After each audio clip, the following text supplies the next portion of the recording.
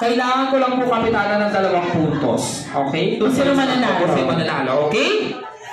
Kapitana, pwede mo. Pwede ka na, Kapitana. Pwede ka na, ha? Walang bias dito, ha? Walang bias, Kapitana, ha? Okay. This time, kailangan ko lang ng 2 points. Kung sino na makaka 2 points, panalo. At ang matatalo, may parusa. Kaya kailangan niyo pong galingan. Alright? For the first scenario, pick me a picture. Nasa loob tayo ng jeep. Ang bilis ng under ni Manong driver kasi nagmamadali yung mga pasahero. Ang scenario, biglang bumeno si Manong driver. Pick me a picture. Let's go! 5, 4, 3, 2, 1, freeze. Wala nang gagalaw? Nakakaloka. Bakit baliktad yung prego? Kakaligalan eh. Oo. Ayan. At nakakaloka, parang ano naman wala mga driver. Tinulak nila yung jeep, ba?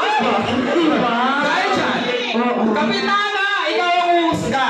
Sino yung sa tingin nyo mas may makatotohanan na senaryo? Sino po? Team Bini Biro